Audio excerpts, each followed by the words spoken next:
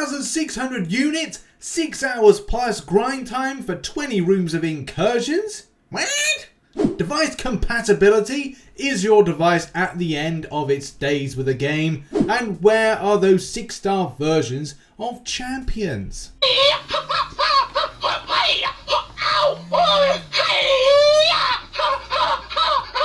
And more from Wade Wilson and his weird antics another time. Yeah, we've got a lot of really cool things to go over and some really kind of, I'd say slightly shocking things to discover, especially from a time grind perspective. Make sure to hit the like button, subscribe for more Marvel Contest of Champions based content and more. And a massive thank you goes out to my current YouTube members and Patreons. I don't know why I'm going all kind of high pitched and operatic for some reason, but I'd want to say an operatic thank you to those that support. Massive love to those. And also those that support over on twitch.tv/RichTheMan Live. That's where I predominantly do a lot of live streaming of Marvel Contest Champions and as well other games. Especially next week we return back to Call of Duty Warzone. But also we return back to Act 6.3 and continuing on the grind there. Right, let's kick off Marvel Contest of Champions news with coverage of device compatibility. One of the biggest problems for a lot of players is the compatibility of their device. And you could say that these devices are like end of use time, but also a lot of newer devices don't really run the game as effectively as possible. If you've followed Marvel Contest Champions news, you know that we've covered a lot of newer devices, including the iPhone 12, and how that's been a terrible time for a lot of players.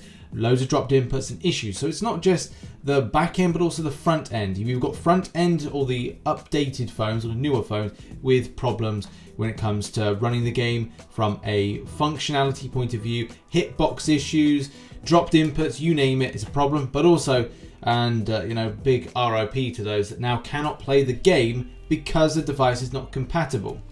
Currently, and I'd say as of the 22nd of January this year, the updated list has been put out by Kabam, and that is that the game requires a minimum of a OS or iOS 10 operating system, and so example is iPhone 6 or newer to run the game. So if you've got an iPhone 6, you might have to consider, and even iPhone 7 users in very short times will have to consider a newer device.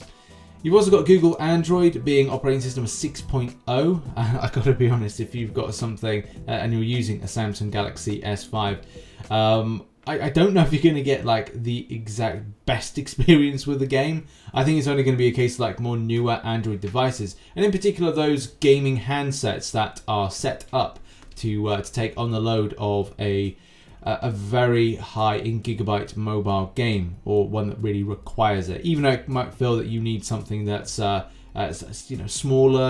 something with a small device, something that's like got a terrible processing speed or memory speed, you probably will end up finding that it's just like it's just not worth it. Especially if your mobile gaming is your key thing. A lot of other devices that will run the game better will be tablets, in particular high-end tablets for those that run Android, and also those iPad Pros, which do run the game effectively well. And I would say if you're thinking of an investment, with the release of Marvel Future Revolution this year, which has a lot of hype behind it, it may be worth investing in an iPad Pro if you are thinking about going to the next level. Also, something else to mention about that is size of device. If you ask like a friend that's maybe got like an iPad, maybe hold it in your hands and kind of go like, oh, is this kind of like too large for the movements? Because sometimes you kind of go, oh, I have the biggest iPad or the biggest tablet, and you find that your kind of like movement doesn't feel like as good from transitioning from handheld, like smaller handheld like mobile, to then a larger device. So yeah, make sure you're doing that research first before you're even considering to buy. Next up, shout out to the Reddit, Marvel Contest of Champions Reddit, and all their fun stuff they have on there. I think for a time I was Ebony Moore because I paused screen or something. Anyway, moving on.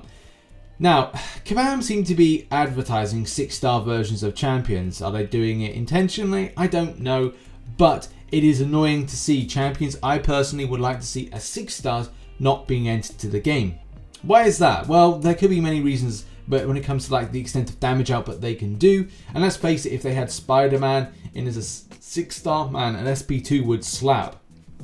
Same thing would be with Blade as a 6-star. The extent of bleed and as well regen ability of that champion could mean that it would take on a lot of fundamental content, and you know, you wouldn't need any other champion bar that. The same thing could be said with 6-star Wolverine, but a 5-star Wolverine has entered into the game, so it probably means that well, Kabam have the ability to do it. But I'm sure there will be a limit on what Kabam want to put in as 6-star, and as well, like how much more damage potential it would have against some of the content. Either way, I just think with a lot of weird champions already in game that do a lot more and slap harder, like why haven't they been put in game? You've got Nick Fury doing the extensive damage he does. You've got Human Torch doing the excessive damage he does. You've got lots of champions doing huge amounts of damage, and these ones aren't in. But I'm sure I'm wrong on this, and we'll kind of find out in future. I hope that Kabam stop advertising these champions I want to see in and actually put them in game, so it doesn't feel so much like I'm being teased. Next up, and let's talk about Tier 9 Gauntlets. So if you don't know already, the Tier 9 Gauntlet has already been played. Like for me, Tier 8 will be achieved, I think it's tomorrow. So there's a lot of people that are a step ahead in the grind. They have already done a Tier 8 and Tier 9, where you and me will be on Tier 7 if this is where you are respectively at the moment. But further down the line there is other stuff, and shout out to Cat Murdoch, link is in the description to this. Amazing work with this infographic to basically explain where we're up to and what people are getting for their grind. Because at Tier 9, well Tier 8 really, you get the same except for the end boss being buffed up.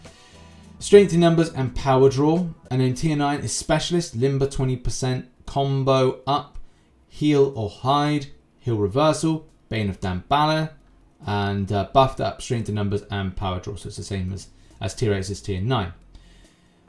But it's like, it's just one of these things where you really want to get into it. A lot of people are playing this now and you're like, I really want to play this. By the way, hashtag metal does apply pretty well if you've got yourself that very nice Magneto. Any champion really with class advantage that deals with any of these situations. You got your Beardos with your team and the ability of leadership. You've got a whole host of champions. Like I'm not going to educate people on what the best champions are because there are a ton of best champions to do this. But hashtag metal does apply, especially with like 3 of them being hashtag metal. It just works really, really well. And you can have a nice little kind of setup there. Maybe synergy with Professor X, maybe even some other synergies as well. But it's all good, and that is what you get. There's the casket information down below with the Tier 5 class Catalyst, with the Awakening Gem, with 3,000 6-star shards. It's all good stuff, people, and very good luck with your grind. That's the setup of the teams, and we move on to the next story. And it's this. I've been really interested in how the incursions run. I'm about to like get back into doing more incursions, especially with the changes, and also finding out some of the best champions to interact with incursions in future, especially because we've got degeneration improvement, so it means there's extra viability with the likes of Elsa Bloodstone, Apocalypse, and a whole host more champions that do the degeneration debuff.